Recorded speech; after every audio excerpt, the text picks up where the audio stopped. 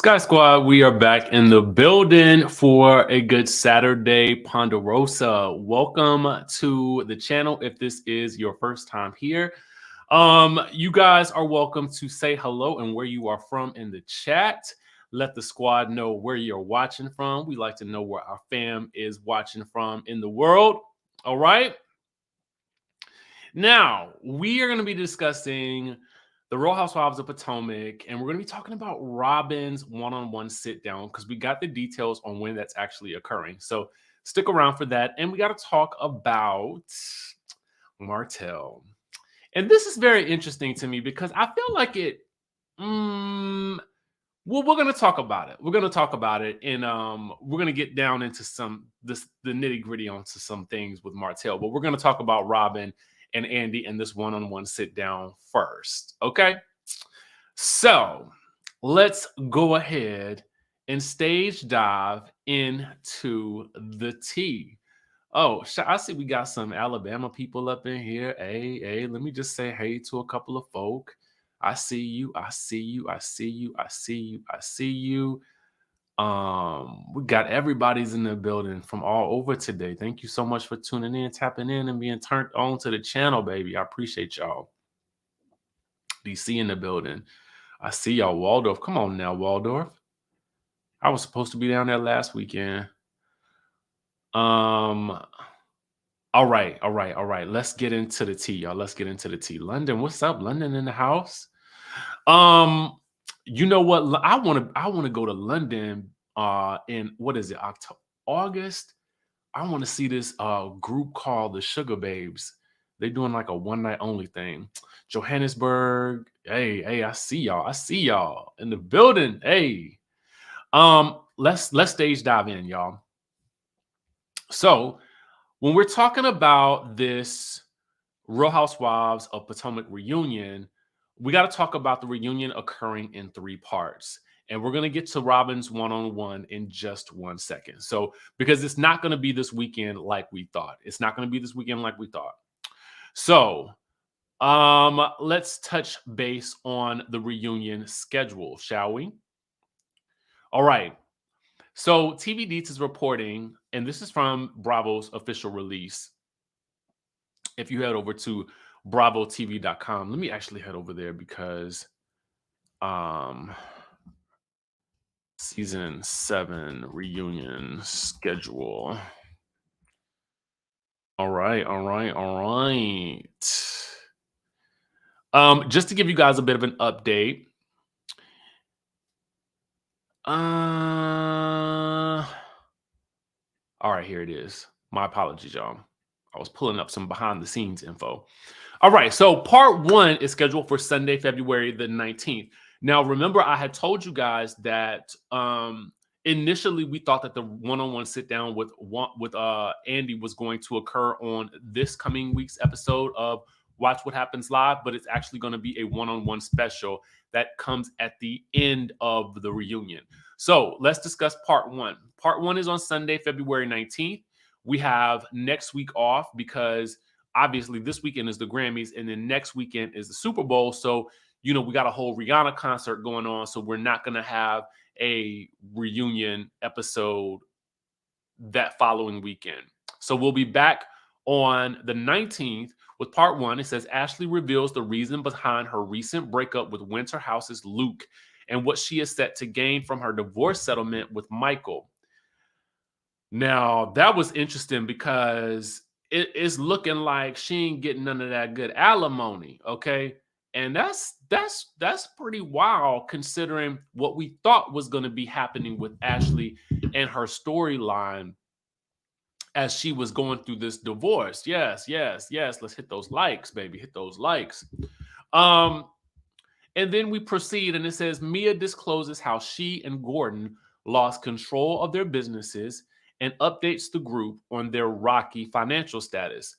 If you guys recall, when they were asking Jacqueline about whether or not Gordon bought Jacqueline's Porsche, one of the things that I distinctly remember,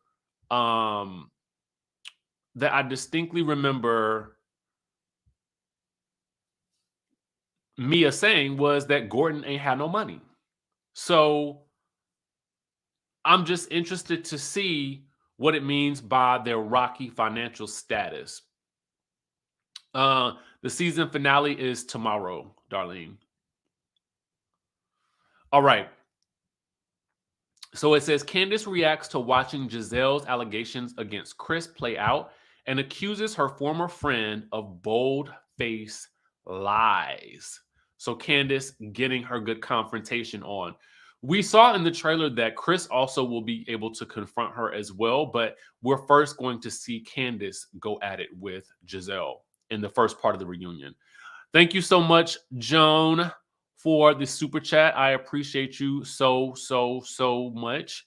Thank you for the love. I definitely appreciate that. All right. The next part will be on Sunday, February 26th, which will be the end of the month. And it says the rift between Candace and Giselle continues as they address all of Giselle's allegations against Chris from season 7. Now, recall, you will also know that Giselle also, and I've repeated this many times, that Giselle also said that Chris was a sneaky link and that he was trying to see if she was with it. Okay. You guys may recall that as well. Now, we also get into Giselle opening up about her recent surgery. So that was something that was maybe touched on in the episodes. There was one episode where I believe she had gone to get some tests done or something like that. And then we never really heard anything else about it ever again. So I'm wondering what happened with that. I honestly thought, okay, this is something that we can follow with Giselle, like a story, like something is really happening, and we'll see the outcome of it. But as with any medical situation, you may not have answers right then and there, depending on when you go get testing, when your doctor's available, when your medical appointments are, and that sort of thing, and how serious it is. So then Giselle opens up about her recent surgery and dating a younger man, as we told you guys. Yesterday? Was it yesterday? About her and this guy here, Jason Cameron from Winter House. Apparently, he is 16 years younger than her. That's at least the word on the street. Thank you so much, Joyce Parker, for that super chat. I definitely appreciate the love. All right. It says Wendy gets fired up about Mia's assault on her in Miami, and Jacqueline joins to reveal her truths and her relationship with Mia. So Mia, it looks like, will be in the hot seat beginning at the end of the second part of the reunion. And with Jacqueline coming out and revealing her truths, that should be very, very interesting to see how that plays out. All right. All right, so moving right along. Part 3 will be on Sunday, March the 5th. And it says the reunion concludes as Ashley and Candace discuss the events that led to the dissolution of their once burgeoning friendship. If you guys happen to catch my video earlier today, you will remember that Ashley had basically alluded to not being cool with Candace at all on Fox 5 this past week. I put a clip in there from the video so you guys can hear that. And she also kind of insinuated that Candace was tweeting at or about a Bravo executive and not about the show.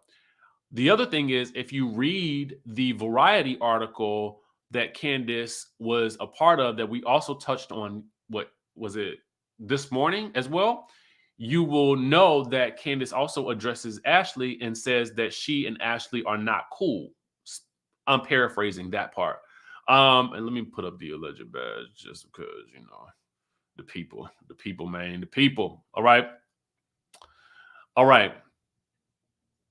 So they ain't good no more at all. All right.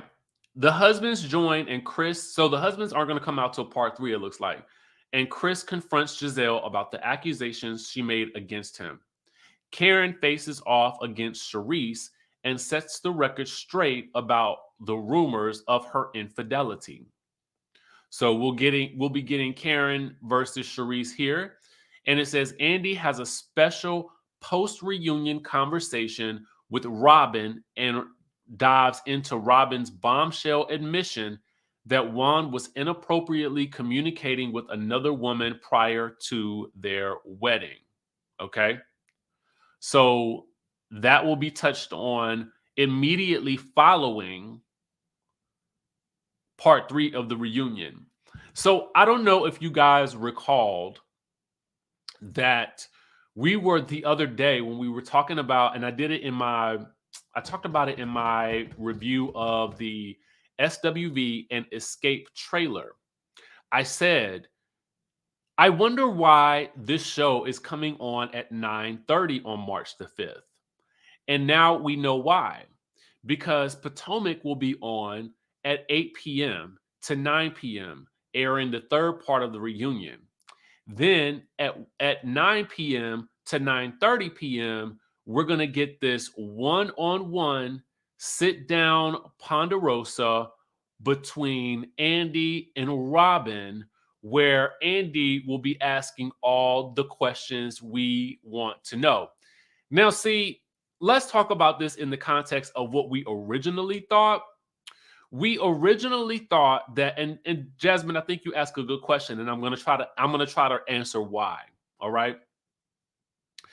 So I feel like I was hoping that it would happen this Sunday because the news just came out this Sunday. So it's still fresh in our minds. However, I think that the reason why they're putting it at the end of the reunion is because otherwise, when we would watch the reunion, we would kind of have already had a lot of closure about this whole topic. And I think by putting it at the end of the reunion, tacking it on at the end, it allows us to watch whatever Andy has to say and find out what he actually gives her. And I think this is important, not necessarily to hear Robyn's side, but I think it is so that he can ask her the questions that I believe that everyone on social media is asking. Why did you hide this? Why didn't you guys be honest about it during the season? Why did you choose to let this out on as a Patreon exclusive when we are the people that pay you? You know, at this point in time, she does need to answer for those things. So I feel like, listen, I feel like I personally feel like it makes sense to me. And it's something that I want. I want to see it happen. I feel like it's a good way for us to kind of hopefully get some closure on this situation because it was kind of crazy. It was weird. It was strange. And it does, hinder the idea that any of this that we're watching may be real in any sense of the word. So I feel like, yes, she should answer for these things. She should respond to these things. And I, for one, am interested in hearing what she has to say and what he has to say. And then we'll see exactly how far he read her or did not read her, and whether or not we have any indication that she will actually be back for another season. All right. Okay. So we've gotten that out of the way.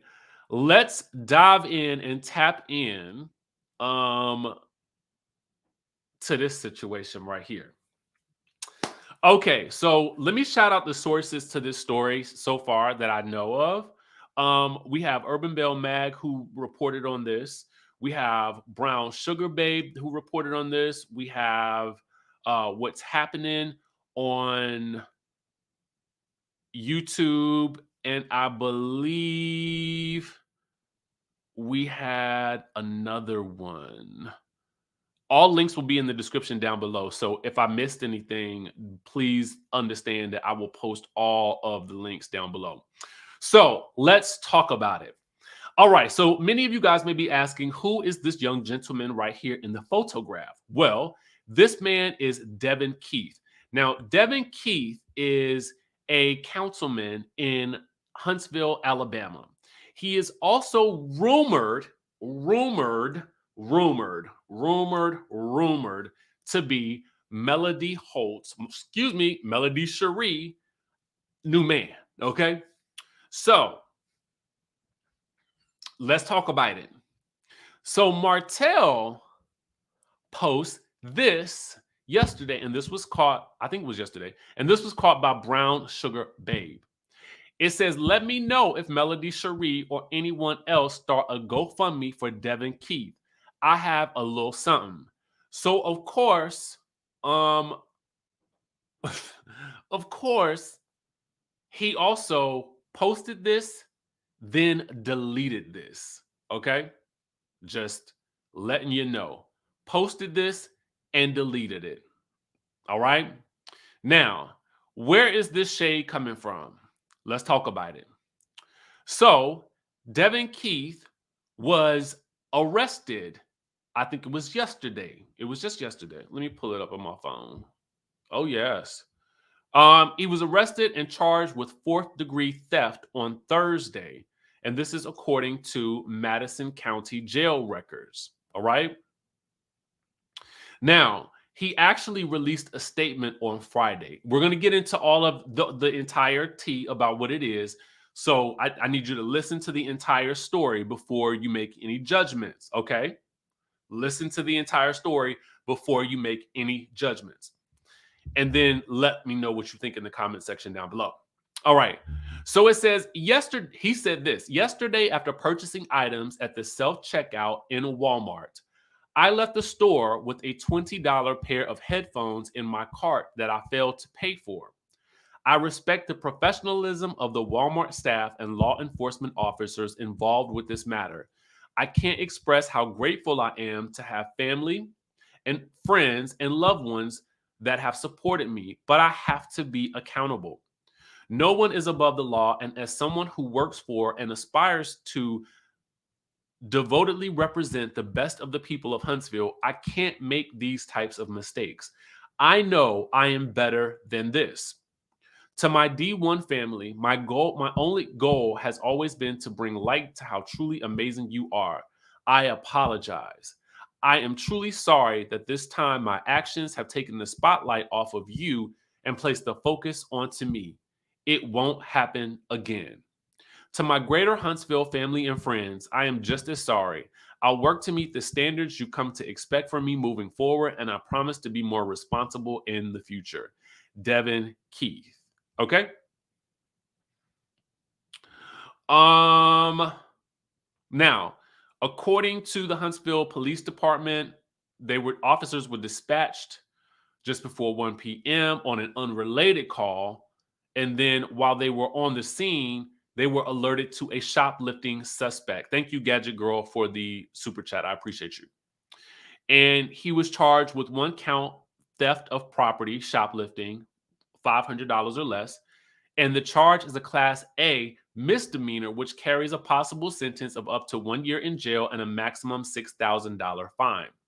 He was taken into custody without incident and booked. He was later released at 5:34 p.m. on Thursday. All right. For those of you guys who don't know anything else about him, he was actually elected to the Huntsville City Council in October of 2016, and he is currently serving his 2nd term on the Huntsville City Council.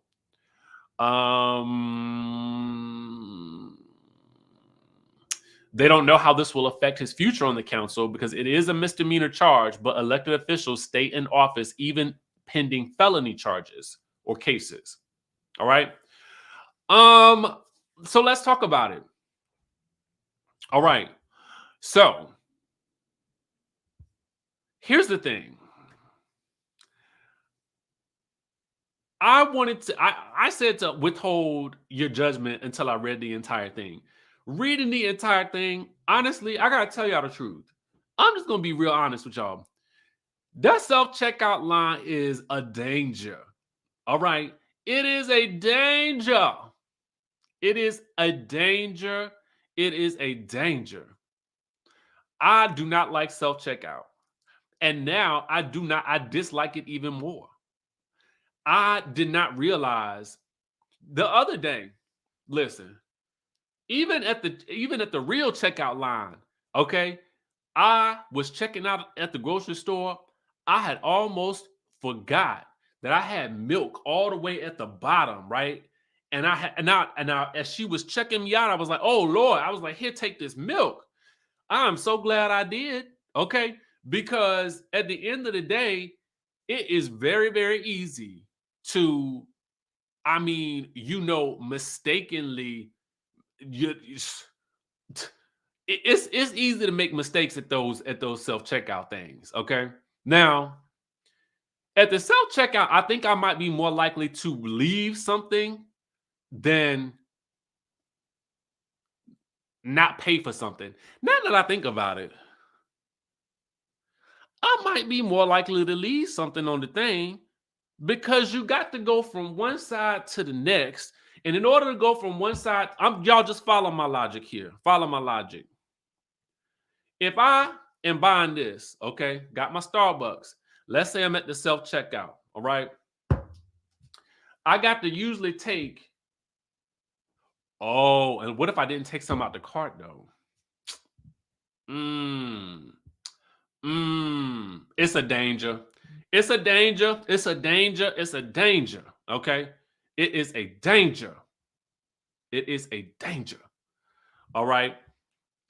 So I'd rather stay in line and wait for a cashier versus doing the self checkout. But even with the standing in line, you still got to be careful about these things. And the fact of the matter is that it was $20. A part of me is like, it was $20. This man is on the city council. Do we really think that he was trying to steal? But at the end of the day, now that I know this is the case, y'all beware of the self checkout. Okay, be ye aware of the self checkout, please. Now, let's get into the Martell of it all, because that's the part that's problematic for me. Martell posting this and deleting it just proves to me that I feel like now everything that Melody was saying at that reunion about him, this man is clearly not over her. He's not. He's not. You know, just as I was looking at the reunion and thinking to myself, well, he's with Sheree. You know, he's got he's operating his businesses and he's moving on. I was really at that state like, okay, maybe the man is really turning the page. And then you do something like this. It's so childish to me. It's really, really childish. It's really, really childish. And it makes me feel like, bro, you're not over her. I mean, and everything Carlos was saying was right. You're obviously not over her. She's still impacting you. This is your child's mom. Like, this is your kid's mom at this point. It's one thing if y'all get into a squabble about who's gonna have the kids on what weekend. It is a completely different thing to be trying to go after someone that is reportedly dating your ex. Why? You should not even be concerned about that because you have a whole bay on a as a full-time cast member on a national television program that has been in existence for years. You should be more focused on her than you are on your ex and who your ex is dating, especially to sit there and then post about it on your Instagram and then delete it. If you're going to post it, just go ahead and leave it up there. If you want to be about it, just leave it up there. I mean, come on now. Leave it up there. You had to go out to post it. Now, the other thing is, as Urban Bell Mag reports, that this is another reason why people were feeling like, this is the man that Melody is allegedly dating, was because in an Instagram post, Melody's mom had written, I stand with City Councilman Devin Keith, a servant to his beliefs, his community, and his position, upstanding, high valued, and now will have a better understanding of the monumental phrase by the late John Lewis, get in good trouble. Stay woke, people. Hashtag it won't work. Hashtag powerful together. Hashtag the struggle continues. Now, I don't know if this classifies as good work, as good trouble, okay? I think it just classifies as oops, but I wouldn't classify this as good trouble. Good trouble is when you go and you are protesting for something and you get into trouble that way. Not because you left the $20 headset in the cart, okay? Let me just make that distinction. But I do think that, in my opinion, I'm glad to see that people are still standing behind this man, even though he did make a mistake. He has apologized for it. Aiden, not everybody knows that. So I don't take for granted that everybody knows everything. Thank you. Now, I think it's great that this man took accountability and apologized. And, you know, hopefully listen, Mr. Devin, please, for the love of everything else, I need you to start Instacarting your orders. Okay? Instacart your orders. And then also maybe have your personal assistant do your shopping for you, because you should be you should have somebody delegated for this task, you know. Tamara Royale says Martell has a lot of nerve when he alleged. Is that true? Is that true? I do not know this. Woo, I don't know this. But I do want to say that I have always wanted to have an ATM business. You know what I'm saying? I always see people online talking about how they started an ATM business. Y'all know, if you follow these people on Instagram, they be talking about all these businesses they start and stuff like that. I be like, I want an ATM business. But then I think to myself, I got to go and put the money in there when it change over. I don't trust it. Thank you for that super chat. Miss Bless says a leopard can't change its spots, and that is Martell. Thank you for that super chat. I mean, clearly it's not. I mean, clearly they don't. Okay, clearly they don't. Y'all know what else they be talking about? They make it seem real easy. Starting an Airbnb business, that ain't easy. Okay, I'm in the throes of it right now. It ain't easy. Okay, it ain't easy. Huh. Okay. Now that I've said that, Martell, leave this woman alone. Leave this woman alone. Leave this man alone. This man is doing the good work in the community, and he did have a oops. Okay, he did have a oops, but that's okay. That's okay. He apologized, and he did what he needed to do. At least it didn't take him years to apologize. Okay.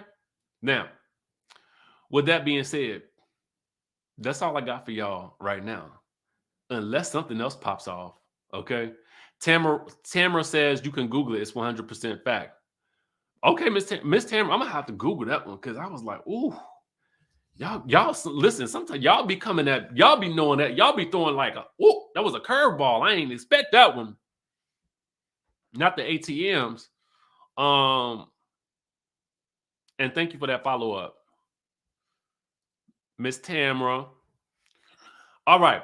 That's all we got for y'all right now. Make sure you keep it locked to the channel. I mean, listen, who knows? Who knows what else is going to go down? But hopefully nothing, so I can relax. I will catch you guys in the next video.